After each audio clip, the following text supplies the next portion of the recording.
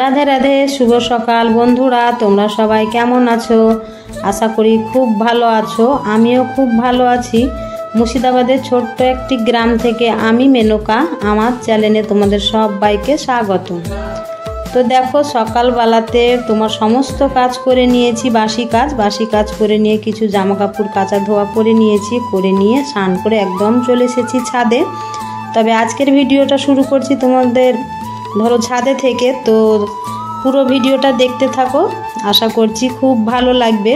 তো তোমার স্নান করে মাথাও মুছে নিই, ভাবলাম যে জামা কাপড়গুলোও মেলবো আর তোমার মাথাটা মুছে নেব। তো মুছে নিয়ে তারপরে নিচে এসে তোমার এই যে একটু সিঁদুর পরে নিয়েছি, সিঁদুর পরে নিয়ে তারপরে ঠাকুর ঘরটা মুছে তারপরে ঠাকুরের বাসনগুলো নিয়ে চলে এসেছি কলপাড়ে।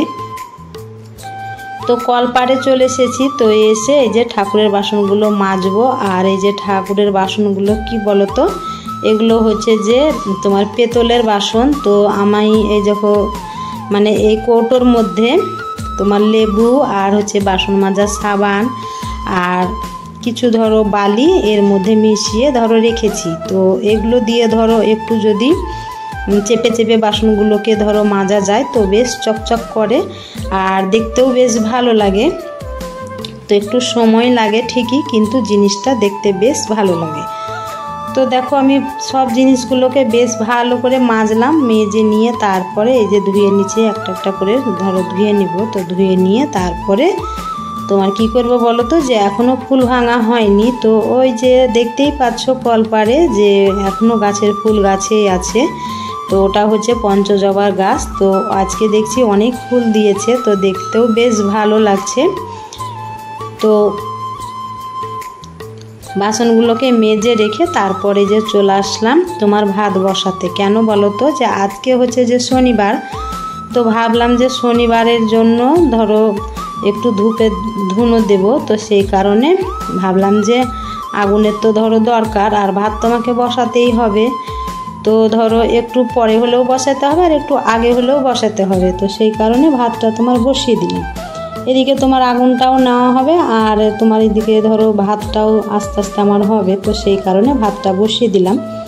তো ভাতটা বসিয়ে দিয়ে তারপরে ফুল ভেঙে এই যে পুজো দিচ্ছি। তো ঘরে ধরো ঠাকুরকে ভালো করে ফুল দিয়ে সাজিয়ে নিয়েছি, সাজিয়ে নিয়ে তারপরে তোমার ঠাকুরকেও খেতে দিয়েছি। তো চলে আসলাম যে তুলসী মন্দিরে। তো তুলসী মন্দিরে এসে ঠাকুরকে দিয়ে দিলাম এখানেও সেবা। তো দিয়ে তারপরে যে ধূপের ধুনো দেখে দিয়ে তারপরে তোমার সব দিকে একটু ভালো করে ধূপের ধুনো দিয়ে দিব।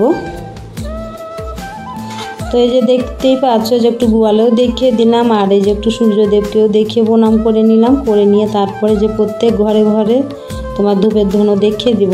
আর তোমার মাঝে মধ্যে ধূপের ধুনো একটু ঘর বাড়িতে দেখানোও ভালো। কেন বলো তো, যে তোমার ঘর বাড়িতে যদি কোনো জীবাণু থাকে তো সেগুলো ধূপের ধুনো মানে দিলে ধরো কেটে যায়। তো সেই কারণেই ধরো একটু দিয়ে দিচ্ছি আর একটু ধরো ঠাকুরের জন্য একটু দেখিয়ে দিচ্ছি ধূপের ধুনো। তো এই যে চলে আসলাম তোমার ঠাকুর ঘরে। তো প্রত্যেক ঘরে ঘরে তো দেখালাম। তো এবারে তোমার ঠাকুর ঘরে এসে ঠাকুরকে ভালো করে দেখিয়ে দিচ্ছি। তো দেখিয়ে দিয়ে তারপরে তোমার প্রণাম করব।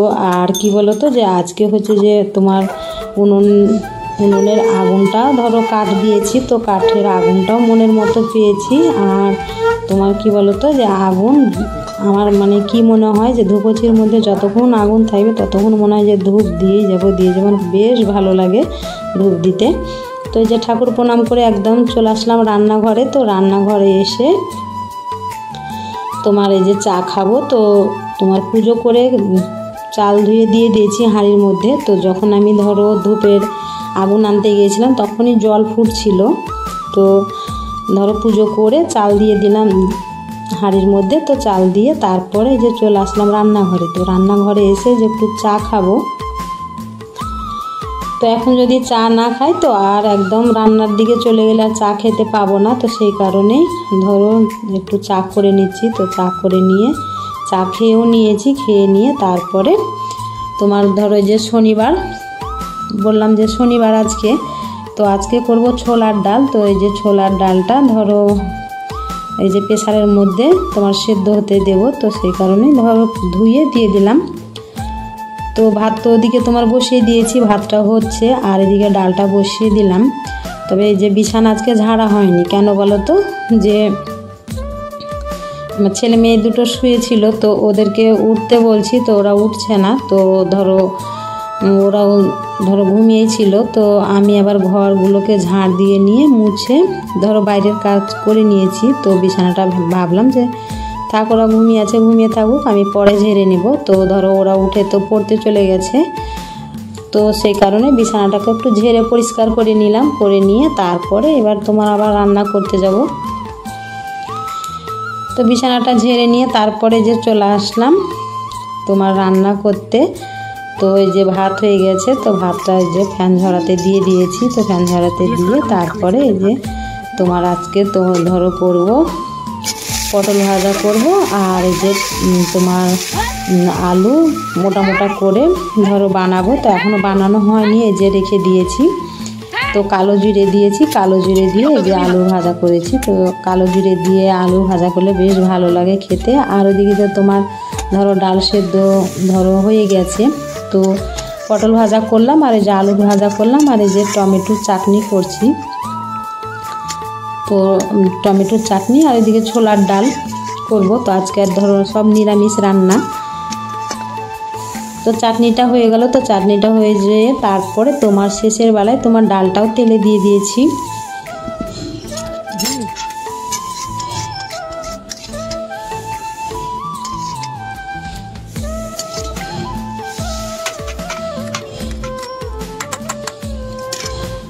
তো রান্না তো কমপ্লিট হয়ে গেল। তো তারপরে এই যে চলে এসেছি কাজ করতে। তো এই যে আর এত রোদ উঠেছে আর এত গরম লাগছে, কি বলবো বন্ধুরা।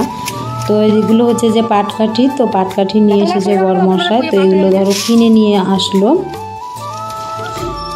পাটকাঠির দরকার কেন বলো তো, যে আমাদের সবজি লাগানো হয়, তো এই সবজির জন্য পাটকাঠিগুলো লাগবে। তো এখন তো পাটকাঠি উঠছে সবারই। তো এখন যদি না নেয় তো আর পরে পাবে না, আর পেলেও অনেক দাম নিবে। তো সেই কারণে পাটকাঠিগুলোকে আগে থেকেই নিয়ে চলে আসলো, যেহেতু এখন সবার পাট উঠছে, পাটকাঠি পাট ছাড়াচ্ছে। তো সেই কারণে এখনই নিয়ে আসলো। তো এদিকে বড়মশাই যে ছাদের মধ্যে উঠে গেছে, তো আমি ওকে এনে দিচ্ছি, আর ও ছাদের মধ্যে রাখছে। তবে একটু ভিজা ভিজা আছে, তো আজকে আর পালা দিয়ে রাখা হবে না, তো ছাদের মধ্যে রাখছে। তো কালকে যদি পারে তো গুছিয়ে এক জায়গাতে রেখে দেবে। আর আজকে হবে না, কেন বলো তো, যে আবার বিকেলে বরবটি ভাঙতে যেতে হবে। তো এখন এই পাটকাঠি তুলতে আবার এখনও খাওয়া হয়নি, খাওয়া দাওয়া করতে, আবার গরুর ঘাস কাটতে অনেকটাই সময় লাগবে।